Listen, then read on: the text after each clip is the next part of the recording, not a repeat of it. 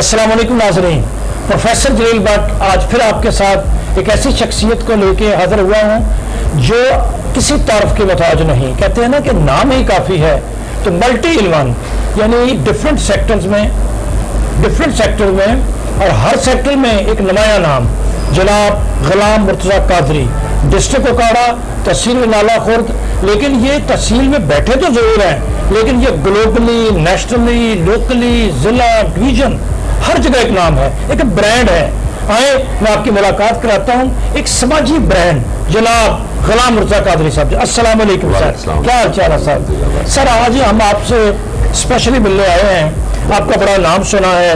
हम social sector में जाते हैं, बिजनेस में जाते हैं, सहाफत में जाते हैं, शराफत में जाते हैं, आपका एक बड़ा नाम है।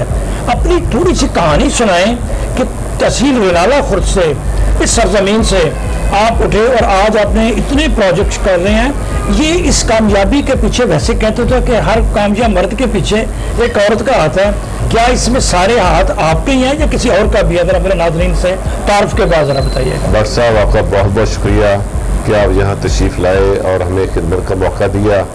आपसे बहुत पुराना तल्लक है इस लिहाज से कि NGO सेक्टर में आप लाने वाले हमें आप हैं। तो 1993 से मैंने शुबा सहाफ़त में हिस्सा लिया। तो उस वक्त रोज़नामा पाकिस्तान अखबार था जो ज़िया शाह साहब ने निकाला था, तो रोज़नामा पाकिस्तान से वाबस्ता हुए। उसके बाद फिर उन्होंने अपना अखबार खबरें, रोज़नामा खबरें शुरू कर दिया, उसमें चले गए। तो खबरें में काम किया 2002 तक। तो उस दौरान हमारी समाजी खिदमात शुरू हो गई। हम सोशल वर्कर थे, लोगों के मसाइल सुनते थे, जहाँ जुल्म वहाँ खबरें, जो स्लोगन था खबरें का, उसके तहत हमें जज्बा मिला, काम करने का मौका मिला कि मजलूम की हमने किस तरह मदद करनी है, जालिम का हाथ किस तरह रोकना है। उस वक्त हमने काफ़ी बेहतरीन स्टोरियाँ भी इधर से ली, लोगों के मसाइल भी हल करवाए। उसके बाद फिर 2002 से NGO का सिलसिला शुरू हुआ। आपकी NGO स्पार्क थी चाइल्ड, उसमें हमें डिस्ट्रिक्ट ओकाड़ा का अपने कोऑर्डिनेटर बनाया, CRC का। वहाँ हमने बच्चों के हकूक़ के लिए काम किया, चाइल्ड प्रोटेक्शन पे काम किया, जहाँ पे लेबर, जो बच्चों से लेबर रहे थे उनके लिए पढ़ाई का इंतज़ाम किया। उसके बाद फिर 2004 में हमने शोबा सेहत के साथ वाबस्ता हो गए और मेरी बीवी चूँकि शोबा सेहत से मुंसलिक हैं, तो उनके हवाले से फिर Al Madina hospital and maternity home नाला खुर्द हमने बनाया, जो कि बिल्कुल छोटे पैमाने पर था, एक क्लिनिक था। तो अल्लाह ताला ने कामयाबी की दी और बढ़ता बढ़ता फिर एक हॉस्पिटल बन गया। अब वो हॉस्पिटल सरैन आर्केड में चल रहा है और अल्हम्दुलिल्लाह में इस बात की खुशी है कि अब ये सेहत इंसाफ कार्ड पे ये पैनल पे हॉस्पिटल है, जहाँ पे जो मरीज़ हैं वो यूनिवर्सल हेल्थ सही वाल डिवीज़न होने के बाद सिर्फ अपना शनाख्ती कार्ड लाते हैं और मुफ्त इलाज करवा रहे हैं। तो असल में भट्ट साहब ये है कि मैंने बहुत ज़्यादा गुर्बत देखी, इतनी गुर्बत देखी कि बाज़ औक़ात किराए का घर उस वक्त होता था तो किराए के लिए पैसे भी नहीं होते थे। तो एक मैंने नफ़ा अल्लाह ताला के साथ कारोबार शुरू किया। वो अल्लाह ताला के साथ कारोबार ये था कि रमज़ान मुबारक में हमने रमज़ान दस्तरखान लगाया। इसके लिए मैंने 10 दिन का खुद किया, बाकी 20 दिन के दोस्तों से पैसे लेके उनके लिए जो है रमज़ान मुबारक का खाने का हम अरेंज करते थे, रोज़ाना अफ्तारी करवाते थे। तो उस जब पहले साल किया तो अल्लाह ताला ने इतना रिज़्क़ दिया, इतना कारोबार बढ़ा दिया कि अगले साल मैंने आधा मैंने किया और आधा मेरे दोस्तों ने मिलकर किया। तो उसके बाद फिर अल्लाह ताला ने और करम किया, उससे तीसरे साल मैंने खुद इंडिपेंडेंट वो करना शुरू कर दिया और हमने राशन पैकेट भी तकसीम करने शुरू कर दिए। किसी से डोनेशन के बगैर हमने काम किया। अल्लाह ताला ने इतना करम किया कि जो अल्लाह की राह में खर्च किया जाता है अल्लाह ताला उसका बदला ज़रूर देता है।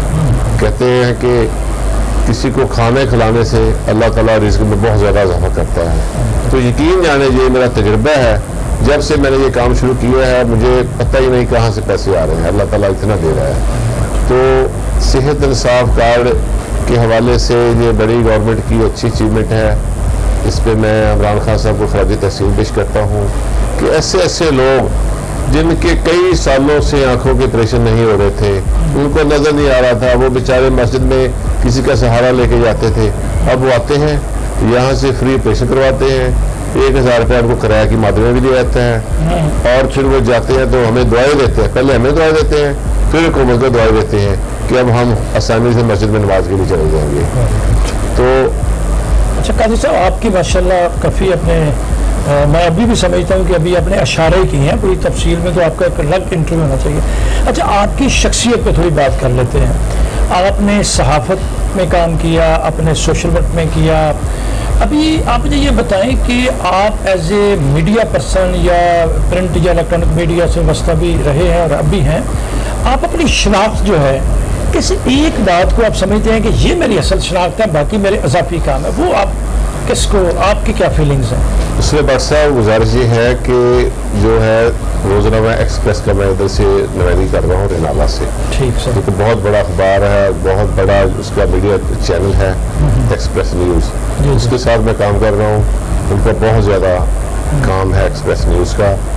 तो लेकिन जो ज़्यादा लोग जानते हैं वो सोशल वेलफेयर की वजह से जानते हैं। खिदमत खल्क का जो जज्बा है, वो जो भी इंसान किसी की मदद करता है अल्लाह ताला उससे उसका फल लेता है। तो कोविड के दिनों में भी हमने शिरकतगाह के साथ मिलकर बहुत से लोगों को राशन तकसीम किया था। घरों में जाके भी दे गए थे, इधर भी दिया, रमज़ान मुबारक भी दिया। तो किसी को बांटने से अल्लाह ताला राज़ी होता है और दुनिया भी फिर दुआएं करती है कि या अल्लाह इस बंदे ने हमारे लिए ये किया है तो इस बंदे को मज़ीद तरक्की अता फरमा।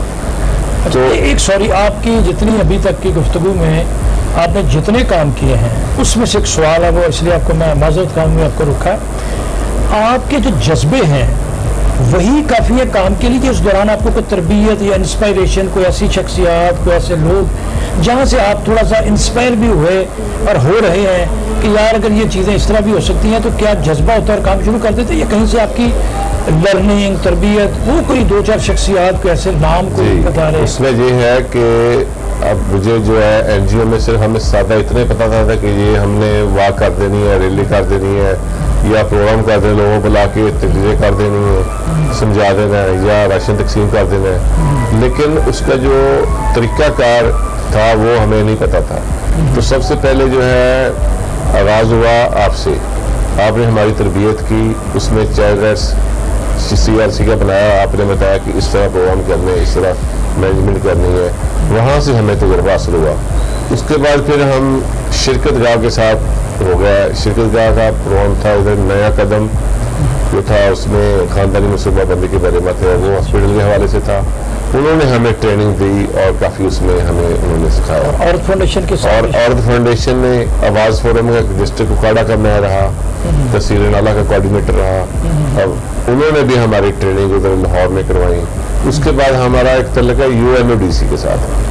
हम मुंशियात के मरीजों का भी इलाज करते हैं, जो नशा करते हैं, उनके लिए हमारे सेंटर थे सहीवाल, उकाड़ा, नाला, तुर्की और इस्लामाबाद में।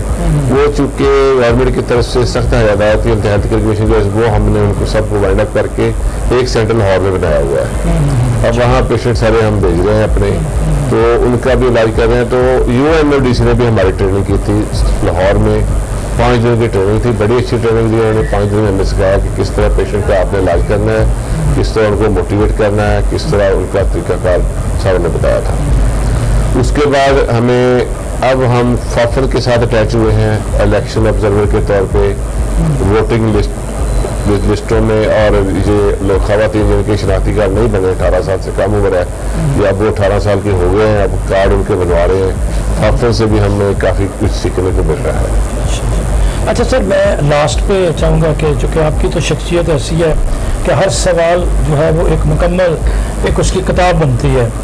ये मीडिया पे थोड़ी सी बात कर रहे थे, आपने बताया कि आप यहाँ के जो प्रेस क्लब है उसके सीनियर सदर हैं, तो हर जगह पे ग्रुपिंग और ये वो होती है, लेकिन आपकी शख्सियत जो कि सोशल वर्क के हवाले से एक बड़ी, मैं समझता हूँ, गैर मुतरादिफ सी शख्सियत है। तो मीडिया पर्सन के तौर पर जब आप काम करते हैं तो बाज़ का नापसंदीदा लोगों के बारे में भी लिखना पड़ता है, कोई ये भी एक जहाद है।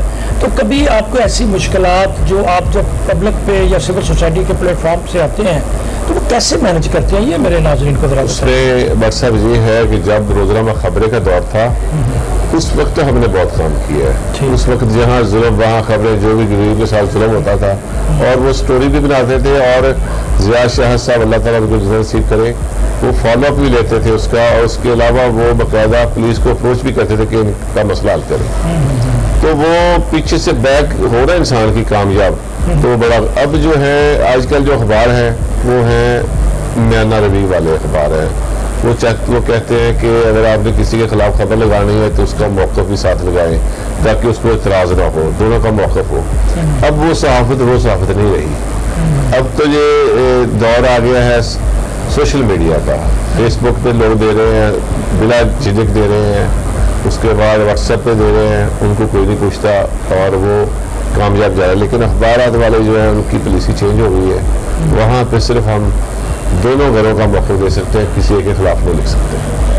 قادری صاحب بہت شکریہ. آخر پہ میرے ناظرین، یہ یقیناً ہمارا A2 چینل اور اس کے علاوہ ہمارے کچھ ایک گروپ ہے، اس میں بہت سارے اور چینلز بھی ہیں. ہم نے ایک ساہیوال ڈویژن پہ بیس ہے فی الحال، Sahiwal digital media press club بنایا ہے.